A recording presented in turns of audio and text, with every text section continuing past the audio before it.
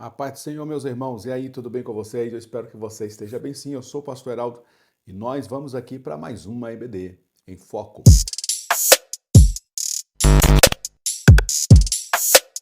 Foco. Pois bem, meus queridos irmãos, lição de número 2. Vamos falar hoje aqui sobre a igreja e a relevância para a adoração verdadeira no culto.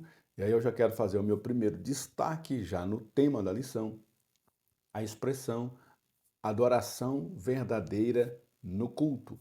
Então, se existe uma adoração verdadeira, é porque aqui nós estamos querendo contrapor também com uma falsa adoração no culto. Então, durante essa lição, nós temos que aprender a verdadeira para fugirmos da falsa, entendermos a verdadeira para escaparmos da tentação de muitas das vezes de fazermos uma falsa adoração a Deus buscando resultados. O que é uma falsa adoração? É uma adoração voltada para os homens, é uma adoração voltada meramente ao público, à estética, querendo agradar as pessoas.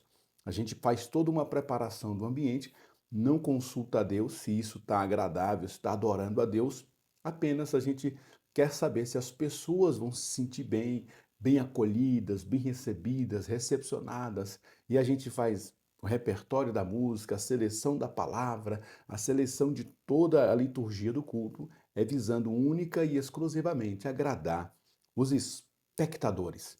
E aí a gente vai ver nessa lição que o objetivo principal do culto é uma adoração a Deus. Então, toda a verdadeira adoração tem que ser a Deus e não aos homens. Pense nisso e seja abençoado já no tema da lição. E aqui nós veremos o texto de referência no Salmo de número 122, verso do 1 ao 9.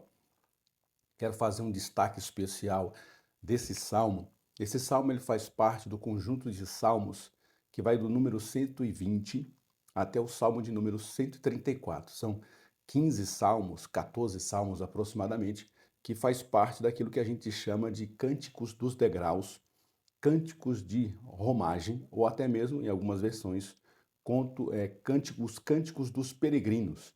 Esses conjuntos de salmos, essa coletânea era usada durante as peregrinações do povo de Israel, que moravam mais distantes de Jerusalém e tinham que anualmente se deslocar para Jerusalém para participar das festas do Pentecostes, da Páscoa e dos tabernáculos. Então eles tinham esse prazer, esse privilégio de fazer esse deslocamento. E durante o deslocamento eles faziam a leitura e os cânticos desse conjunto de salmos. O Salmo de número 122 já vai então nos trazer aqui uma perspectiva de como era a mentalidade deles para aquela época. Eles moravam distantes do templo de Jerusalém, tinham que fazer uma peregrinação para muita gente demorada, perigosa, cheia de dificuldades de manhã, de tarde, de noite, devido ao frio, ao calor, aos perigos do assalto, aos perigos do caminho. Mas mesmo assim, olha a mentalidade do judeu aqui. Verso 1. Alegrei-me quando me disseram, vamos à casa do Senhor. Então aqui eles estão falando de uma peregrinação, não é todos os dias que eles iam, devido à distância, eles iam anualmente ao templo para fazer essa apresentação lá no templo de Salomão, que depois foi reconstruído por Herodes, e eles tinham essa alegria, essa determinação de fazer essa peregrinação. E aí a primeira questão que eu quero colocar para nós. Muitos de nós congregamos muito próximo da igreja da qual a gente frequenta, a gente mora perto demais. Muitos de nós dá para ir a pé. Mesmo assim, a gente é recheado de desculpas para não se apresentar na casa do Senhor. Sabe o que está faltando para nós, irmãos? A alegria. A alegria de servir ao Senhor. Porque quando a gente tem alegria, não há distância. Vocês já viram alguns testemunhos de povos que às vezes moram em situações mais rurais, em igrejas que são distantes e eles têm que caminhar, andar de barco, e ir ali naqueles caminhões com várias pessoas em pé, ou então em ônibus precários, e eles deslocam-se quilômetros e mais quilômetros para ir ao culto, às vezes tem que passar por dentro do rio, a pé, se molham, às vezes vão com a roupa para fazer a transição do rio. Depois, lá na igreja, eles trocam de roupa, colocam uma outra roupa para assistir o culto. São dificuldades que eles enfrentam porque têm a alegria de servir ao Senhor. E muitos de nós hoje, eu falo com propriedade disso, que eu sou pastor de igreja, muitos de nós hoje não tem mais alegria de ir à casa do Senhor. Por isso que a maioria dos pastores tem que fazer uma programação toda especial para atrair os crentes. Tem que fazer toda uma liturgia muito bem elaborada para atrair os crentes. E aí a gente cai no erro em que a gente comentou lá no início, no título da lição, de fazer uma falsa adoração, de fazer uma liturgia para adorar os homens, para agradar os homens e não a Deus. Deus não está sendo buscado a sua vontade, mas a vontade dos homens. O que eu faço aqui nesse culto para atrair mais gente para cá? E a gente não questiona aquilo que está sendo feito, só os resultados. Está dando resultado? Permanece fazendo. Então a gente tem que aprender aqui com esse texto de um povo que peregrinava, às vezes queriam ir mais vezes, mas não era permitido. E quando chegava a época deles irem, não mediam esforços e iam ali ao templo de Jerusalém adorar ao Senhor. Os nossos pés estão dentro das tuas portas, ó Jerusalém. Ó a alegria que eles tinham ao, depois de ter feito essa peregrinação, entrar dentro de Jerusalém. Jerusalém está edificada como uma cidade bem sólida. Versículo 4, onde sobem as tribos. Olha o que eu falei, eles estão peregrinando, eles estão subindo para Jerusalém, estão marchando para Jerusalém, as tribos do Senhor, como testemunho de Israel, para darem graças ao nome do Senhor. Em primeiro lugar, versículo 1, eles tinham a alegria de fazer essa peregrinação. Em segundo lugar, eles tinham um único objetivo, é darem graças ao Senhor. Então o sacerdote, o sumo sacerdote, não precisavam se preocupar com a estética da liturgia. Eles obedeciam o que o Senhor tinha ordenado e faziam o que o Senhor tinha ordenado. E as pessoas iam para lá simplesmente para adorar ao Senhor. Pois ali estão os tronos do juízo, os tronos da casa de Davi. Orai pela paz de Jerusalém, prosperarão aqueles que te amam. Haja paz dentro dos teus muros e prosperidade dentro dos teus palácios. Por causa dos meus irmãos e amigos, direi: haja paz em ti. Por causa da casa do Senhor, nosso Deus, buscarei o teu nome. Introdução. O culto está relacionado com a honra, o reconhecimento e o valor da suprema dignidade de Deus. É o que eu falei agora há pouco na nossa leitura do nosso texto. Eles tinham um objetivo bem estabelecido. Vamos para a casa do Senhor dar glórias e honra ao nome do Senhor. Por tudo que ele é e tem feito, sendo ele digno de nossa adoração, louvor e serviço em conformidade com as Escrituras Sagradas. Eu não sei se você já conheceu alguém, irmão. Olha como é que isso na prática funciona se a gente faz um culto voltado para as pessoas. Não sei se você já viu alguém sair do culto decepcionado. Você já viu? Assim, ele sai decepcionado com o culto. Aí ele fala assim: não gostei da música, não gostei da dança, não gostei da pregação, não gostei do jeito que o pastor falou, não gostei da recepção. O lanche hoje não estava bom. Hoje aquela música estava muito alta. E ali parece que tudo que aconteceu naquele culto tinha que ter agradado ele. E ele sabe disso. A maioria dos crentes sabe que os pastores estão reféns de fazer um culto esteticamente agradável ao paladar dos homens. E eles sabem quando o culto não foi bom. Por quê? Porque eles foram lá por causa de um produto e o produto não estava bom. E eles estão reclamando de um produto que não está bom. E se nós cairmos nessa armadilha de fazermos um culto, irmãos, para agradar os homens, eles vão ter sim o direito de reclamar quando o produto não é bom, sim ou não? Se você vai no supermercado, numa padaria, num restaurante, você chega lá e oferece um prato para você e você não gostou do prato, você tem o direito de reclamar. E aí você vai em outro restaurante. O que aquele restaurante tem que fazer para você voltar lá? Melhorar o prato, fazer um prato melhor, fazer um prato mais aperitivo, talvez diminuir o preço daquele prato. E assim, a maioria dos pastores estão reféns desse sistema de culto que foi feito hoje. Se você não faz um culto que agradou aquele irmão, semana que vem você corre o risco de procurar outra igreja e a outra igreja vai ter uma programação. Meu Deus, que programação top! Top, maravilhosa. E aí ele chega lá e vai ficar naquela igreja por causa da programação. Até o dia que ele vê que aquela programação não era tão boa assim, afinal de contas, ali na outra esquina tem uma outra igreja que tem uma programação melhor para mim, para minha família, para o meu ego, para aquilo que eu desejo, para aquilo que eu quero. Afinal de contas, tem muitas igrejas, eu vou buscar a que for melhor para mim. E aí os homens estão entrando num ciclo vicioso. Pastor refém dessas ovelhas ensimesmadas e as ovelhas também em busca de uma programação melhor para elas. Que a gente possa se libertar desse mal do nosso século, né? Tópico primeiro, o culto é relevante porque é bíblico.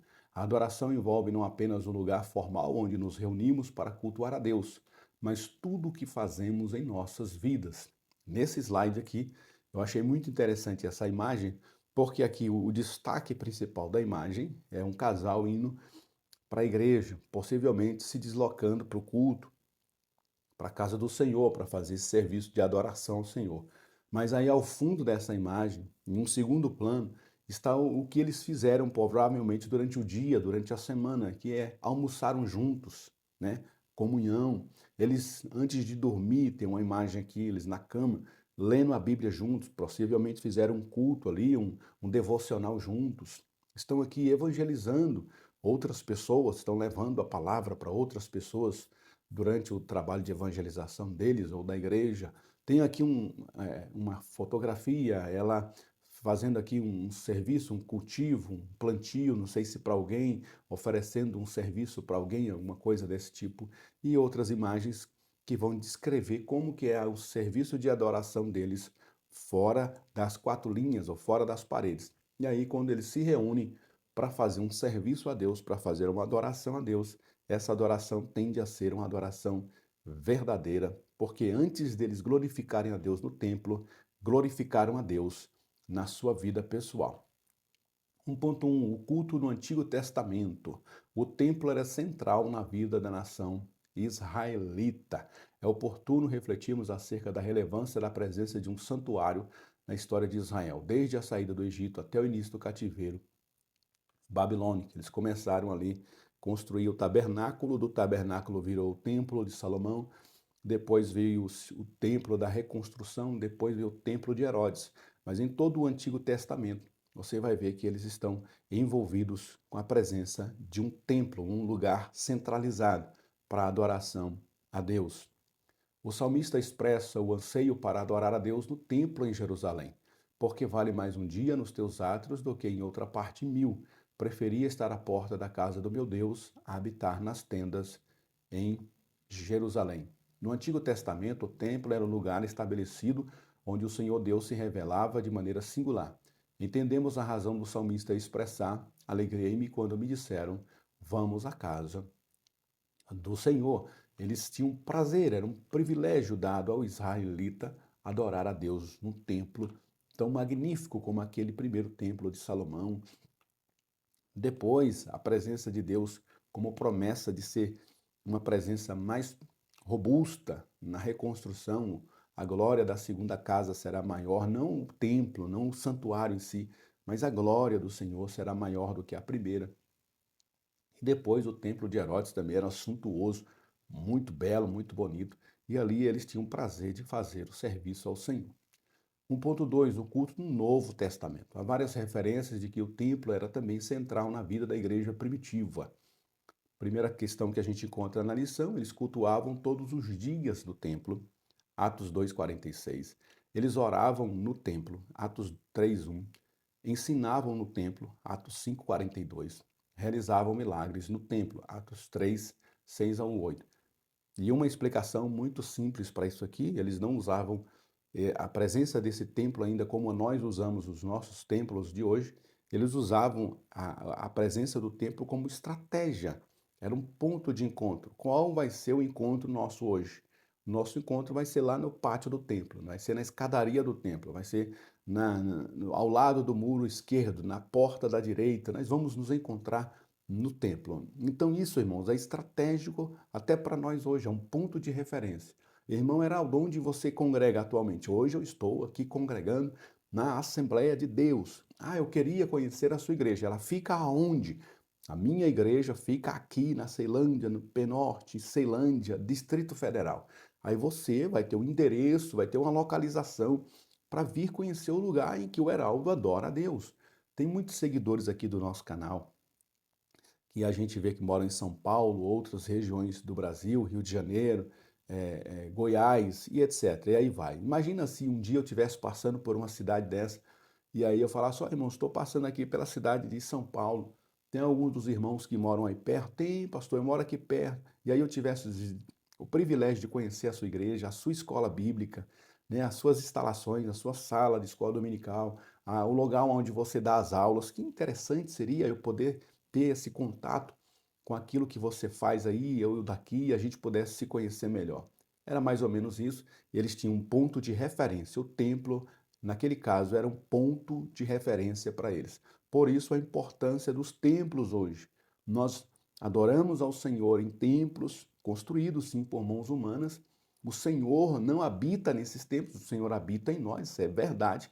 Mas lá é o nosso ponto de encontro, é o nosso ponto de referência. Lá a gente tem liberdade para orar, para buscar os dons espirituais, para fazer a vontade de Deus, para evangelizar, para orar a Deus, a adorar a Deus com os irmãos. Ali é o nosso ponto de referência, de destaque, tá bom? Embora os templos oficialmente surgissem no terceiro século, parece que os irmãos primitivos conseguiam ou alugavam espaços para o culto. Na cidade de Éfeso, Paulo usou a escola de Tirano, um espaço grande para reuniões. Então, num segundo momento, essas reuniões começaram a ficar perigosas, porque os perseguidores, os fariseus, saduceus e os romanos começaram a perseguir os cristãos. Então já ficou muito inviável que eles se reunissem ali nas proximidades do templo. Eles tiveram que arrumar locais mais reservados, a casa de um irmão, a casa de um irmão, de um casal, a casa de Dorcas, a casa de, enfim, de um deles, mas daqui a pouco as pessoas aglomeravam muito, o espaço era pequeno para aglomerar muitas pessoas, então eles começaram então a alugar pequenos espaços, espaços maiores, para que eles tivessem ali um lugar reservado para adorar a Deus, como eu já disse, um ponto de referência. Conforme foi vindo a perseguição, eles tinham que mudar de posicionamento. Por isso que os templos tinham que ser alugados ou emprestados, porque eu estou essa semana aqui na cidade a perseguição vem sobre nós vamos ter que rapidamente nos deslocar para a cidade B e a gente lá vai se reunir na casa de uma outra pessoa, alugar um outro espaço. Depois a gente tem que sair daqui e já ir para uma outra localização. Hoje não tem mais perseguição, então a gente consegue comprar um espaço, construir um templo, organizar esse templo, colocar conforto nesse templo para receber os irmãos e termos uma referência de reuniões e de adoração ao nosso Deus. 1.3, o culto na atualidade. A presença e o culto a Deus não estão restritos a um lugar, como também disse Jesus à mulher samaritana. Mas essa sublime verdade não substitui a necessidade, o imperativo de culto coletivo da igreja realizado no templo. Tanto é essa verdade, irmão, que a gente estimula os irmãos. Se você não faz isso aí, se você é pastor e não faz isso, está perdendo tempo. Estimular os irmãos a fazer o culto doméstico, por exemplo. Estimular os irmãos a fazer o culto nas casas, o culto nos lares. Estimular os irmãos a fazer o culto nas praças, para alcançar as pessoas que estão ali passando nas praças. Estimular o casal a fazer um devocional em casa, com os filhos, e várias outras formas de devocional particular. Ali é o casal, a família, reunir na casa de um outro parente para evangelizar esse parente, fazer um culto. São várias formas que a gente tem de fazer cultos, de fazer trabalhos de adoração a Deus, não no templo, mas em outras localidades, até mesmo na nossa casa, na nossa vizinhança, na nossa praça, com o intuito evangelístico de adoração a Deus. Mas o templo, ele tem o seu papel, ele tem a sua importância e uma coisa não pode anular a outra. Há um movimento dos desigrejados que eles visam tirar a importância de se reunir num templo, porque eles vão alegar que a igreja primitiva não tinha templo. Ora que não tinha, irmão. Traz uma perseguição aqui para o Brasil hoje. Quem é que vai lá para o templo da sua igreja? Quem é que vai para a sua igreja lá? Ninguém vai. Por quê? Porque lá vai. É óbvio que os soldados, que a polícia, que o exército vai lá para a porta da sua igreja esperar o primeiro crente chegar para prender ele. Quem é que vai para se reunir num templo grande, de destaque, tendo perseguição? Eles iam adorar onde? Nas suas casas, nos becos, na onde desce, onde tivesse um espaço reservado para adorar a Deus, eles iam adorar. Mas hoje nós temos liberdade de construir prédios, de fazer uma ambientação boa, com som bacana, um condicionamento acústico bonito, com ar-condicionado, com bancos acolchoados, tudo da primeira qualidade para receber a igreja do Senhor e nós ali adorarmos ao Senhor e aproveitarmos desse tempo de liberdade que nós temos no nosso país. Hebreus 10, 25, temos a grande exortação para não deixarmos de nos congregar, porque naquela época era costume de alguns. Infelizmente, hoje podemos dizer que o mesmo tem se tornado o costume de muitos. Aí ele fez um trocadilho, né? Hebreus 10, 25, não deixemos de congregar, porque conforme é costume de alguns. Naquela época já existiam alguns crentes aí que gostavam mais de ficar sozinho na casa dele, dizer eu sou igreja lá em casa. E aí a lição está dizendo que hoje o cenário mudou, né? Tem muita gente deixando de congregar, mas esse não é o nosso costume, né? Tem muita gente que vai na igreja quinzenalmente. Irmãos, espantem-se com essa informação. Tem gente, você depois repara na membresia da sua igreja. Não sei se você já reparou isso. Eu reparo isso desde quando eu era superintendente, líder de jovens, líder de adolescentes. A gente começa a reparar a frequência dos irmãos. Depois virei vice-pastor e hoje eu sou pastor de uma igreja aqui. Então a gente repara a frequência dos irmãos. Você pode reparar, tem irmãos que passam 20 dias sem ir na igreja. E é normal para eles, está tudo certo, não tem problema nenhum. Você manda uma mensagem, você visita, fala, não, pastor, está tudo bem, está tudo ótimo. Deus é bom e é maravilhoso, está tudo certo comigo. E aí a gente vê que o escritor aos Hebreus, mais do que nunca, ele é verdade o que ele escreveu para o nosso tempo. Tópico de número 2, o culto é relevante pela comunhão. A palavra comunhão do grego koinonia expressa a intimidade que deve haver na vida cristã, tanto com Cristo, bem como os irmãos. 2.1, comunhão com Deus. A comunhão com Deus não se restringe ao culto no ambiente do templo, haja vista que Cristo está conosco sempre. Devemos, porém, reconhecer que a frequência aos cultos é imprescindível. O culto é o veículo ou ambiente mais adequado para conduzir o adorador ao encontro real com Deus. No Salmo 27:4, Davi expressa seu desejo de morar todos os dias na casa do Senhor a fim de contemplar a formosura do Senhor. Contemplar a formosura do Senhor refere-se não apenas a ver, mas experimentar, vivenciar a presença de Deus em sua vida. Então, ter experiências com Deus sozinho na sua casa é válido? É válido, irmão. Mas o texto bíblico, os textos sagrados nos convencem e nos exortam a termos experiências com Deus também na coletividade. É na coletividade que a gente usa os dons. Para que a gente precisa ter um dom, por exemplo, de longanimidade? Você não precisa ser longânimo com você mesmo. Você tem que ser longânimo com o outro. O apóstolo Paulo, várias vezes, nas suas epístolas, principalmente aos Tessalonicenses, ele usa expressões como uns aos outros, suportem uns aos outros, orem uns pelos outros. Como é que eu vou orar uns pelos outros dentro da minha casa? A gente só ora por alguém quando a gente se relaciona, se envolve com os problemas dessa pessoa, chora, se lamenta com essa pessoa, e aí a gente pode dizer que está orando com ela. Aqui o 2.2, a comunhão também. Além de ser com Deus, a comunhão é com os irmãos. O culto e a comunidade cristã reunida a fim de viver intensamente a realidade de Deus em suas vidas de forma coletiva. A igreja primitiva estavam juntos e tinham tudo em comum. Embora a comunhão com Deus possa ser individual e pessoal, o reflexo disso resulta em comunhão coletiva. Volto a repetir. Quem tem comunhão com Deus tem necessariamente que ter comunhão com os irmãos.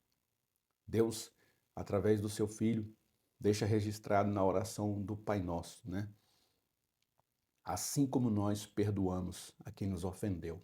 Como que eu perdoo alguém se não no relacionamento, se não nas nossas desavenças, os nossos desencontros aqui, adorando a Deus, a gente se desencontra, a gente se desentende e a gente exercita o amor, o perdão, a longanimidade, a paz, a benignidade, o amor. E tudo isso é desenvolvido na coletividade do culto. O verdadeiro cristão tem prazer na companhia dos seus irmãos e o ambiente de culto oportuniza isso. 2.3. Resultado da comunhão. Gente precisa de gente, mas a gente também precisa de gente. Gente precisa de Deus, gente precisa de gente. Da mesma forma que eu tenho necessidade de me relacionar com Deus, Deus me fez também com uma necessidade de me relacionar com os meus irmãos. E Ele oportunizou isso para nós, criando a igreja, enchendo a igreja de dons e talentos para que a gente faça isso da melhor forma possível. Paulo queria ao encontrar-se com Timóteo, pois seria um conforto e encheria o velho apóstolo de alegria. A comunhão é agradável a Deus, a comunhão é terapêutica, a comunhão é restauradora, a comunhão é abençoadora. Um dos primeiros sintomas de declínio espiritual é normalmente um comparecimento irregular nos cultos e demais atividades da igreja, e aqui nós temos uma constatação. Até destaquei aqui com uma coloração diferente essa fonte. Percebe depois, um novo convertido. Aí, imagina um novo convertido que há 10 anos atrás ele se converteu. Como era a frequência dele nos cultos? Você lembra como era? Ele vinha na oração pela manhã, ele vinha nos evangelismos, ele vinha na escola bíblica, ele vinha nas visitas nos cultos familiares, ele vinha nos cultos, todos os cultos da semana. Ele até vinha em culto que não tem nada a ver com ele ia lá e, puxa, não tem culto hoje, não tem não, hoje é encontro das mulheres. Ah, então eu vou ficar aqui pela porta então. Todos os dias ele queria estar na igreja. E quando ele começa a se declinar espiritualmente, você pode perceber, uma das coisas que acontece é a diminuição da frequência. Ele começa a vir só uma vez por semana, chegar atrasado nos cultos, e aí ele chega, senta lá na última cadeira, daqui a pouco ele começa a ir domingo sim, domingo não, e ele vai se distanciando até que você pergunta, cadê aquele irmão? Cadê aquela irmã? Aí você vai saber, não, aquele irmão, aquela irmã, infelizmente, eles se afastaram do evangelho, não estão mais congregando aqui conosco, né? É uma pena que a gente tenha que conviver com essas questões, né? Tópico de número 3, elementos centrais do culto. Na visão apostólica, existem 3 elementos centrais e imprescindíveis em um culto: palavra, oração e adoração. Tá? Palavra, adoração e oração. Esses 3 elementos não podem faltar no culto. E uma correção que eu quero fazer aqui, e até eu sempre faço aqui na igreja, da qual eu sou pastor, com os nossos líderes e obreiros aqui. Aqui tem mais oportunidades. A gente sempre tem o costume de ter ali 1 hora de música, de cânticos, depois a gente passa para o pregador. Vai pregar ali 30 minutos, 40 minutos. A gente ficou 1 hora cantando e vai passar para o pregador pregar 40 minutos, que para mim é um tempo muito bom. Mas a gente tem a infeliz frase de dizer assim: agora nós vamos para a melhor parte do culto. E aí as pessoas vão perguntar, mas a melhor parte do culto é a menor parte também? Como assim? Então não existe a melhor parte do culto, irmãos. Todas as partes são interessantes. Nós temos que ter oração, não sei quantos minutos serão dedicados à oração, mas tem que ter oração. Também tem que ter adoração a Deus. Não sei quantos minutos será dar espaço para adoração a Deus, seja com músicas, com palmas, com danças. Deus tem que ser adorado. E depois a gente tem que ter a palavra do Senhor também. Não importa se é 10 minutos, meia hora, 1 hora, mas tem que ter o espaço da palavra. E uma dessas partes não é melhor do que a outra. Uma dessas partes não é mais importante do que a outra, apenas faz parte da liturgia e todas elas somadas faz um culto completo a Deus. 3.1, a palavra de Deus é central no culto. A palavra de Deus é essencial à vida cristã. Jó a considerava mais importante do que a própria comida. Por reiteradas vezes, a palavra de Deus é comparada com o alimento que nutre a vida espiritual. A Bíblia é um instrumento primordial para o desenvolvimento do culto. ele ocupava o lugar central no ministério dos apóstolos. As orações, os cânticos e a adoração, ou seja, toda a liturgia, devem ter sua base na Bíblia Sagrada. 3.2. Efeitos da oração coletiva. A oração coletiva é tão importante quanto a oração individual, uma reforça a outra. Em Atos 1:14, 24 e 25, podemos aprender lições sobre o efeito da oração coletiva e sua importância. Foi perseverando em oração coletiva que o Espírito Santo se manifestou coletivamente, como vemos na descida do Espírito Santo. O Senhor Deus atendeu a contínua oração da igreja e enviou um anjo para libertar Pedro. Geralmente o Espírito Santo, para permitir a oração coletiva da igreja, ele permite na vida de alguém que geralmente é muito querido na igreja. Não sei se você na sua igreja teve essa experiência de alguém que é muito querido na igreja passar por uma situação assim muito triste, uma doença, um problema assim gravíssimo com essa pessoa e a igreja abraçar a causa dessa pessoa de uma forma, com uma oração, com uma intensidade, fazendo consagrações pela manhã, na tarde, à noite, indo na casa, indo no hospital, e aquela intensidade da oração coletiva. Não sei se você já presenciou isso, mas geralmente o Espírito Santo permite na vida de algumas pessoas para mostrar a importância da oração coletiva para nós. 3.3, o valor da oração coletiva. A manifestação da presença de Deus em um culto não deve ser o anelo somente daquele que o dirige, o dirigente, ministro de louvor, pregador. Não viemos para assistir o culto, viemos para realizá-lo.